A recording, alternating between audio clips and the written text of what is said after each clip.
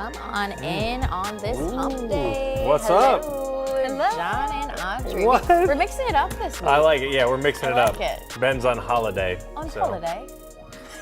That's what the Brits say? Yeah. Holiday. Thank you. I like that. Hey, thanks for joining us for KARE 11 News at noon while we practice our accents. We're following stories that have been developing throughout this week, including the Minneapolis Parks and Rec strike, now in its final day. Plus, Audrey, I know you're covering some fallout from the 4th.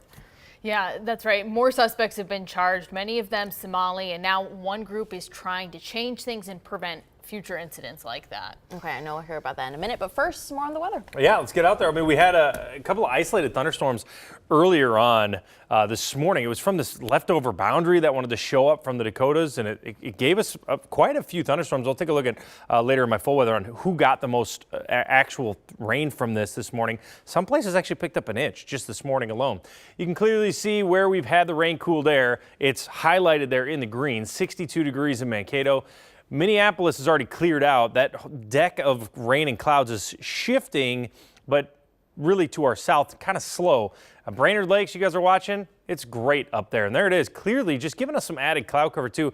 That rain just wants to swirl out of here. Mankato definitely doesn't need any more rain. I don't have to tell you that, but the rain is subsiding down there. So clouds are just kind of hanging a little bit here.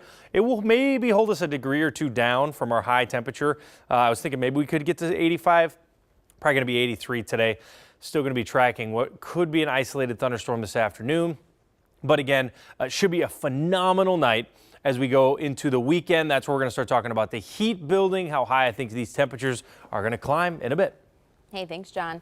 On just a couple of hours, Minneapolis Parks and Rec workers will be making their voices heard once again. It's the last day of their strike for better pay. Michelle Beck has the latest. It's all led up to this moment here today, the 7th and last day of this worker strike.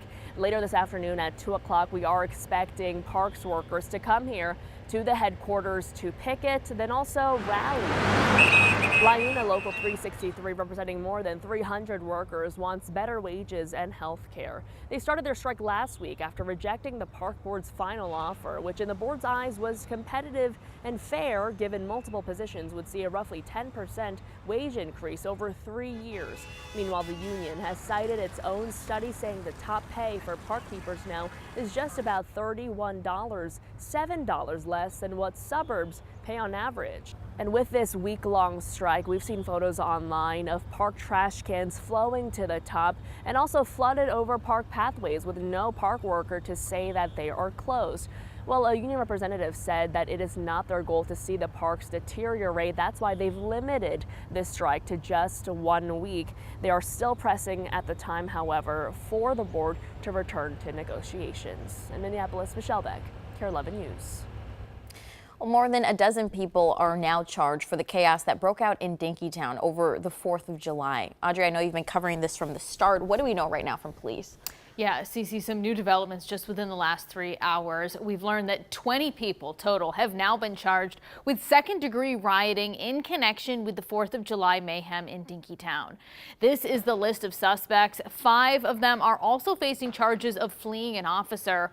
All the people who are charged are roughly between the ages of 18 and 22, and most are Somali. Now that is a call for action for a local Somali outreach organization. We caught up with Somali Youth Link about how they're trying to prevent dangerous situations like these rather than react to arrests. Take a listen.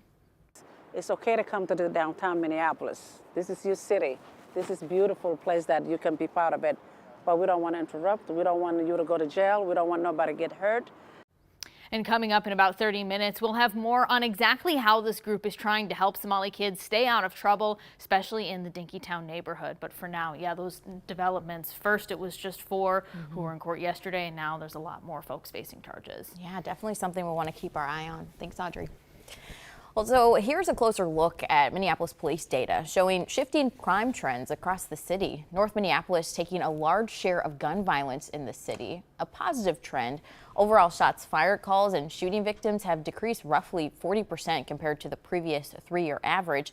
But that's not true in all areas of the city. Some areas of South Minneapolis are seeing an increase in both this year. Both the 3rd and 5th precincts have seen a jump too. We just got to get them the necessary support. If we can get the support that we need we can have a greater impact. More broadly, some violent crime has decreased citywide in Minneapolis this year, with shots fired calls and shooting victims both down compared to this time in 2023.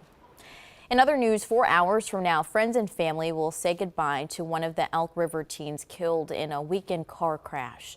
17-year-olds Donovan Gobel and Tony Kreider died after rolling over and crashing into a tree in Big Lake. Before the crash, a police officer saw the car speeding and turned around to pull them over, but by the time they caught up, the car had already crashed.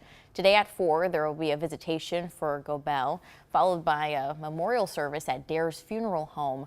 Meanwhile, another teen that was in the car is in the ICU right now. Charles Gabralsik has a severely broken neck, but his family tells us he's alert and has no signs of brain damage. Out in Oregon, a candlelight vigil is being held tonight to honor the life of Minnesota Vikings rookie Kyrie Jackson. It's happening at his former college, the University of Oregon. The 24-year-old was one of 3 victims in a 3-car crash in Maryland this past weekend. Jackson played his last year in college with the Ducks before being drafted by the Vikings in the 4th round this year. Right now, prosecutors are reviewing the crash to decide whether to bring criminal charges against the driver who hit their car. We'll take a look at this video from South Minneapolis after a post office truck hit a tree and tipped over. You see there. This happened yesterday morning near 43rd and Portland. Neighbors rushed in to get the driver out of the truck before emergency responders showed up and took him to the hospital. He seemed to be coming over to park, and then the truck accelerated and ran into this tree of our neighbors, flipped the truck around, and he was able to get out. We were able to get him out. He was able to walk out the back, so he seemed to be okay. MPD says it appears the driver suffered a medical emergency while driving. No other vehicles were involved. Thankfully, that driver is expected to be okay too. Well, digging into the numbers, the Department of Public Safety says deadly crashes are up this year. So far, 192 people have died in crashes on Minnesota roads. DPS used data recorded from the start of the year to June 25th. That's a 25% increase from the same period in 2023. Officials with DPS say 40% of all of last year's traffic deaths happened between Memorial Day and Labor Day. They say the biggest risk factors are impaired driving, speeding, distracted driving, and not wearing a seatbelt. Up in St. Cloud, investigators say they've solved a decades-old cold case. The Star Tribune reports they now know the identity of the parents of a newborn baby girl whose body was found abandoned in a ditch back in 1980. On April 3rd, 44 years ago, 2 women going for a walk found the remains just south of St. Cloud. They notified the Stearns County Sheriff's Office, but for years, investigators could never figure out who baby Jane Doe was or her parents. After multiple autopsies and several search warrants, they've now learned their identities. The mother is dead, and the father is living here and talking with investigators. More details will be released in the coming weeks. We're learning more about a meeting between Democratic mayors and President Biden that included St. Paul Mayor Melvin Carter. In a tweet, Carter calls it a great meeting, adding, quote, excited to keep moving forward on housing, jobs, infrastructure, community violence prevention, climate, and much more.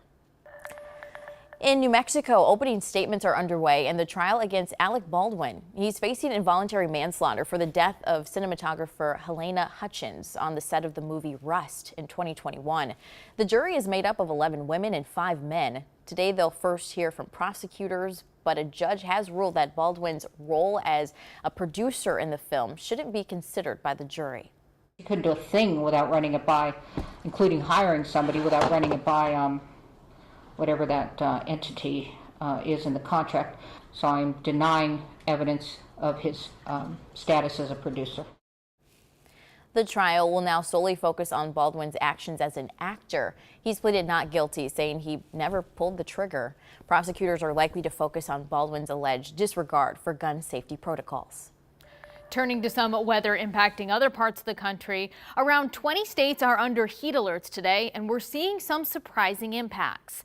In Las Vegas, it's so hot that glass is shattering. Experts say that if a window is facing the sun, it can get up to 300 degrees. That makes the glass expand, and if it doesn't have a place to go, it shatters. And in Oregon, heat is contributing to smog, and in California, it's also affecting how produce grows. We get these kind of extreme temperatures like this. We see a lot of our produce, whether it's fruits and nuts, as well as vegetables, they can actually slow down a little bit on the ripening side. The hot air is also reducing aircraft lift by making the air less dense. Airlines say they've changed flight times to cooler hours of the day. New video shows an up-close view of the damage in Manawa, Wisconsin, after floodwaters breached a dam last week. The rising water caught the town by surprise, forcing several neighborhoods to evacuate. Emergency management leaders say there was so much rain, it would not have mattered if the dam were open or not. The water would have rushed into town regardless. Several roads around the dam are still closed while they're inspecting for damage. They are expected to be open by the end of the week.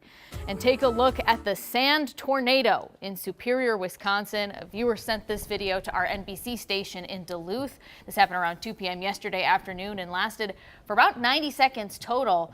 We're told there was no damage, but wow. Take a look at that. I've never seen one of those. I didn't actually even know haven't that either. You was-